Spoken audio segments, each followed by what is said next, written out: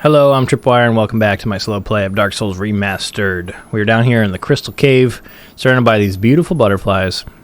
You can see that golden golem in the distance. Basically, the golden golem is like the blue ones, except he's stronger. So come over here and you'll see, again, I'm offline, so this is a developer message. It's here just to make sure you can't possibly miss the concept that this is a platform, you can walk on it. Path ahead. Well, path right here. So if you're really nervous, you can watch these falling snowflakes or whatever. If you played a lot, you know the path just goes straight. And there are some items in this area, one in particular that's extremely difficult to get because of the invisible path that leads to it, but the main path, just heading to the boss, is not so bad. I'm not going to fight the golden golem, there's not really much reason to. And so...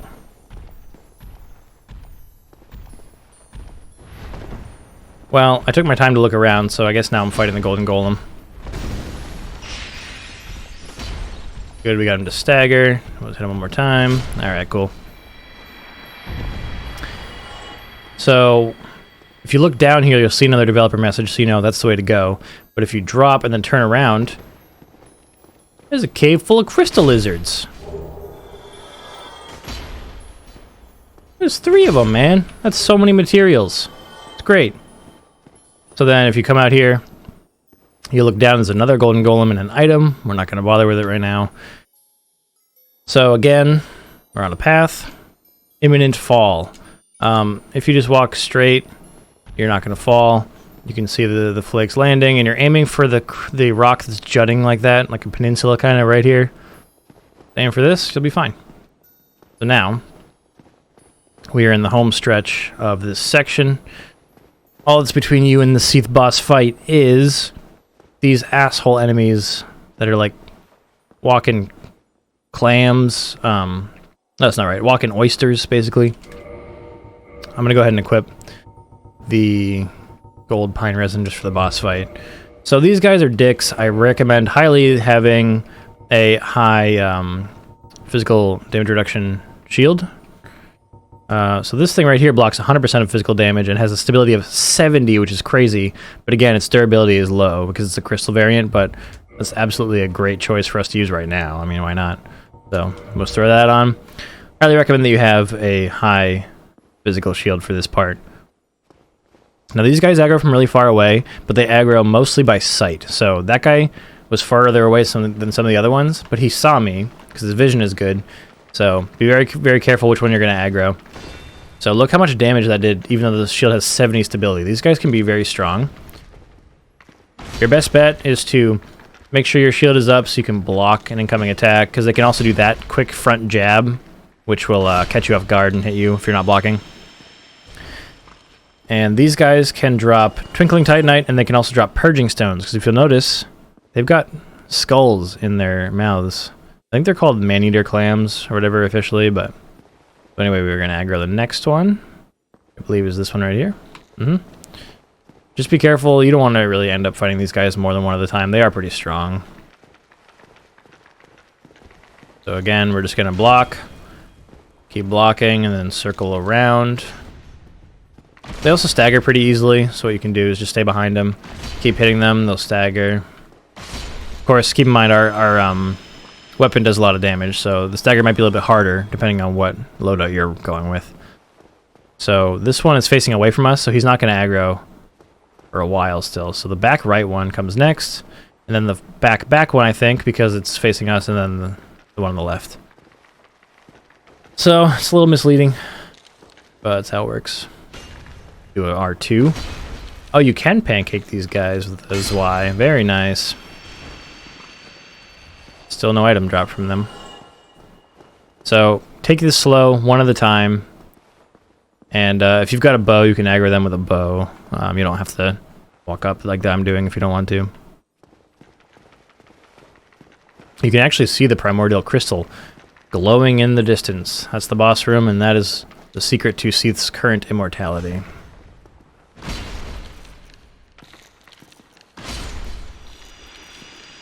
So they don't have great hearing, these things. Hey, we got a Twinkling Titanite and Purging Stone. Obviously they don't have great hearing because this guy didn't hear us fighting behind him. It's all eyesight with these guys. And a little bit of health left. There we go. Now we'll switch back to our Grass Crush Shield for the stamina regen. Another Twinkling. Alright, and here's the boss encounter with Seath the Scaleless. In my opinion, Seath is one of the easier Lord Soul bosses. But once you learn them, I don't really feel like any of the Lord Soul bosses are difficult. The problem is getting to them. The areas leading up to them tend to be very challenging or very confusingly laid out. Excuse me. But the boss encounters themselves are more intimidating than they are hard. So I'm going to show you my favorite way of dealing with this. Again, if you're worried about it, you can swap out your Chloranthy ring for the Curse Bite ring, because remember the crystal attacks will build your curse meter. And our curse resist is not very good in this outfit. Curse resist is only 40.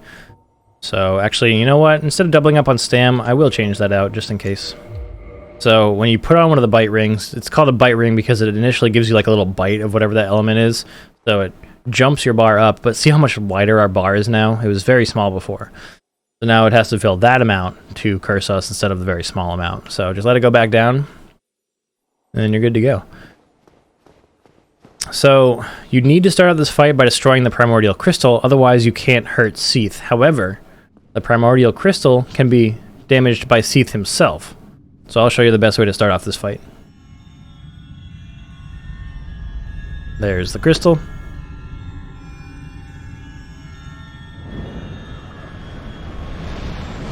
Here comes the man himself. He's a cool dragon.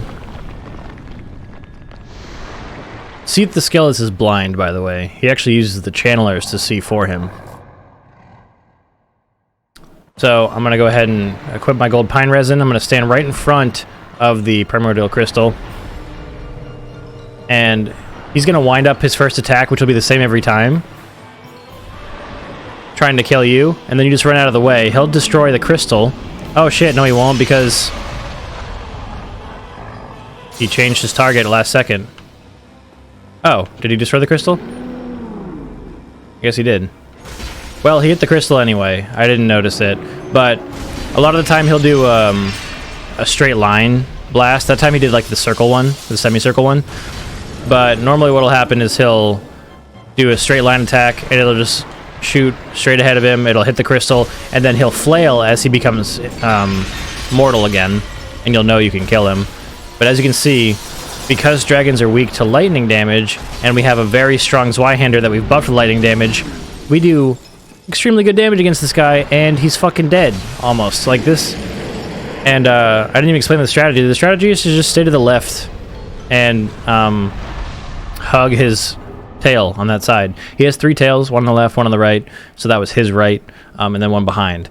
If you stand between the side and the back tail, he's going to do his flail attack more often, but if you just keep rotating with him and hug the front of it and dealing damage like that, he'll just keep trying to do his crystal attacks, and you can just keep dealing damage. So the fight's not hard. I mean, I made it look easy just because of how strong my weapon was, but if you get the positioning right, you can just whittle away at him for as long as it takes. And that's 2 out of 3 Lord Souls acquired. Let's go ahead and get Vitality, Endurance, and Vitality. And we're going to head back to Firelink Shrine.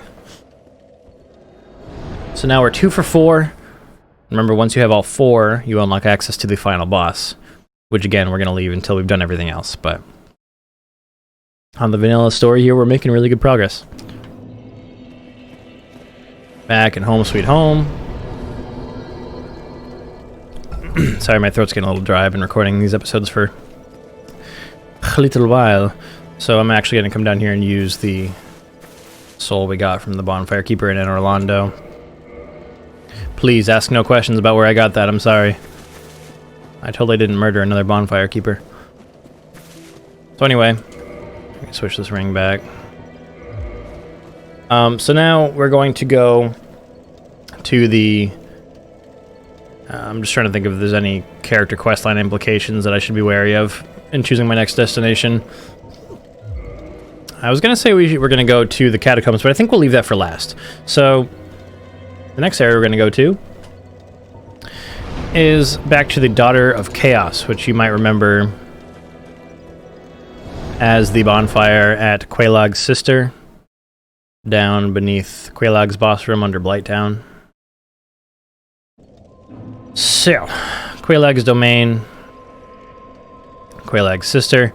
So this is a really important NPC and location, and the reason I wanted to do this first is just because I don't want to forget about Solaire's quest line. So Solaire is one of people's favorite characters. You can summon him right off at the beginning of the game for the Gargoyles fight. You can summon him for Ornstein and Smo. And spoiler alert, you can also summon him for the final fight against Lord Gwyn, but only if he survives his whole quest line. And for a new player, he's not going to survive his quest line, because you don't know what you need to do to prevent him from dying. But I do, and I'm going to tell you. So, the Demon Ruins, and then the area after the Demon Ruins, which is called Lost Izalith, is kind of nightmarish, and it's home to the worst boss in the game. It's an unfinished area. They had to rush it before the launch of the game, and the boss just sucks, and they know it sucks, but it is what it is. And getting into the area sucks, and it's difficult for a new player, but there is a shortcut that you can unlock that allows you to get into the area. And it's imperative that you unlock this shortcut if you want to save Solaire. The way you unlock that shortcut is by sacrificing items to this person's covenant. So first things first, we got to join the covenant.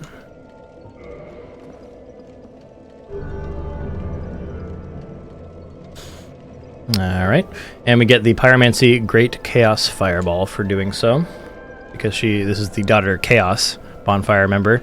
The Daughters of Chaos being descendants of the Witch of Izalith from the opening cutscene of the game. And there it says offer humanity. So humanities are the consumable item that you offer for this covenant. And that's what we're going to do. You need to offer 30 humanities and advance to the next level in the covenant in order to unlock the shortcut. So we're going to go ahead and consume all 5 twin humanities, putting us at 11. Then we'll go ahead and consume 19 of these, putting us at 30. So, offer humanity, yes, all 30.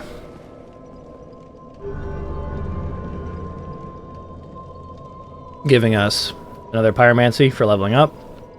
Covenant Allegiance deepened, rank gained, and it doesn't say so, but now we can go through the shortcut. And I'm very close to a level up, so let's go ahead and grab that real quick.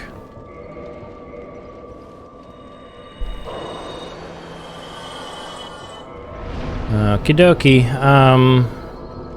Yeah, why not? So, here we go. Gonna head on down.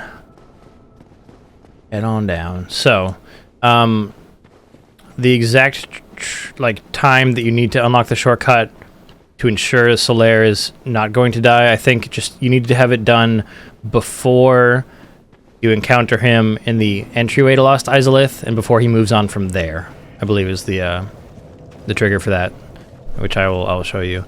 So first things first, we're going to go down further into the Demon Ruins, because remember back when we killed Ceaseless Discharge, the lava stopped flowing, and we can now access the lower area.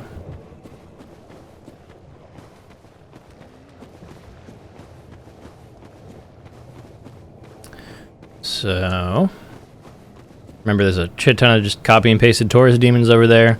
There is a Capra demon to our right, and a treasure directly in front of us leading us along the correct path. There's also some treasures over there, but it's not smart to go for them right now. We're just going to go straight this way, grab this treasure, which will aggro. Well, if you come this close to him, you'll aggro him anyway, but this is a Capra demon, just like the one we fought for gaining access to the depths. The difference is this one just doesn't have boss status, but he's got the same amount of health, I believe. But like at this stage in the game, look how easy he was. And again, a lot of players aren't going to necessarily have a plus 15 Zweihander at this stage of the game, but you can. I proved it. If you're in human form, you're going to get invaded by an NPC named Kirk when you're on this little ramp here, so be careful of that. And just follow this path down. And you'll see some copy and pasted capper demons, but instead of fighting them, I recommend that you drop off the cliff here onto this lower ledge. Grab this item, and now you can see there's a bonfire right there, but we can't use it until this fucking thing is dead, so be careful because he can do that and it hurts a lot, and our attacks are too slow to attack him and then get out of that, so I'm just going to be taking the damage. But again, if you want to cheese this guy with arrows, you're more than welcome to. Actually, he's almost dead. We'll just finish him off this way. Or if you've got sorceries, pyromancies, whatever, any ranged attacks, that'll work too. Light it up. Rest. And we don't have to deal with any of those capper demons up top. So now, we will descend even further into the demon ruins. This will be your first time encountering this particular enemy. It's a big old stone dragon. They are non-threatening at all. They're slow. They have one attack, and that is to breathe fire, and if you are quick, you'll never see it. You just kill them, and they won't breathe fire on you. If you double back around here, there's an item behind this staircase. Seems precarious, but you won't fall. Just hug it. And then we saw this item on the way over. Might as well grab it. Actually, if you look down here, that's a boss right there, clinging to the side of this wall. It looks like a like the carcass of a big old bug. It looks like it's dead, but it's not. It's just chilling. When we trigger the fight, it actually drops from right here into the boss arena, which is far below where we are right now. That's actually a boss, and we'll encounter later. So, big old staircase leading down. Go ahead and take these guys out. 2 more. See, we have a Taurus demon waiting for us, a capper over to the right. More Taurus demons down that way if you want to fuck with them. I don't know that we will. The only thing you stand to gain from going that way is the fire, the large fire ember, so you can upgrade things along the fire path, which I don't really plan to do. But we'll aggro the Taurus demon. Again, he's the same one as you fought on the bridge at the beginning of the game. Just dodge at the right time.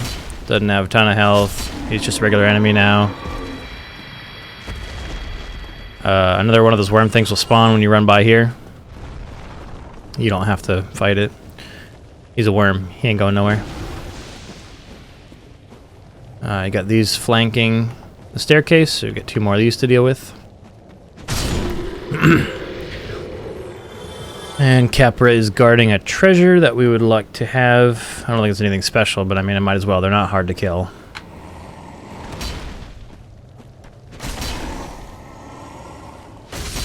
Bye-bye. So, here's the important part. If you don't unlock the shortcut, you go through this boss fog, you fight the boss, and then you go through and down, and you fight another boss, which is the one that's clinging to the side over there. And then you go under in the normal path to Lost Izalith. And it's all well and good, but what you want to do if you have access to the shortcut is instead is come down this way, right next to the fog door. I'm going to go ahead and jump to over here because there's an item. But if you don't want to make that jump, just walk down the big old route. Come on. Thank you. So now that we've got the item, we will drop down onto the route. Dude. Hitboxes, come on. So we'll just go like so. And this pathway is filled with some very important bug-looking things. They're called... I think they're called chaos bugs? That sounds right. So you can farm these for red titanite chunks. But one of the bugs in this area, on the other side of the wall here, is very important that it's like mandatory you kill if you want to keep Solaire alive. So none of these ones were it, but this door can only be opened if you are rank +2 Chaos Servant, which we are because we sacrificed 30 humanity. So touch door.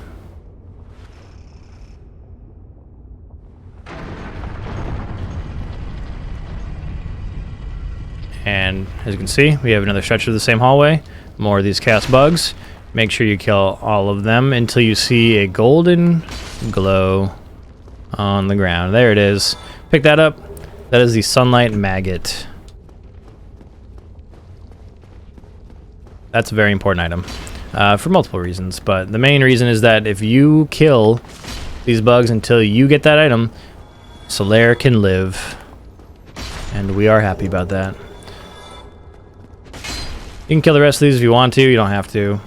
They can drop materials, like I said, at a reasonable-ish rate. So, in any case, this is the shortcut into Lost Izalith. Up ahead, you'll have to fight another Titanite demon, and keep in mind that just because you're encountering an enemy you've seen earlier in the game doesn't mean it's going to be just as weak as it was earlier in the game. Areas are scaled, so the Titanite demon in Anne Orlando is going to be stronger than the one in Undead Parish, and this one's going to be stronger than the one in Anne Orlando, so just be aware of that. And if you come here, we are in Lost Izalith, which is a nightmare of lava, as you can see below us. Down there is the intended route. This is the shortcut.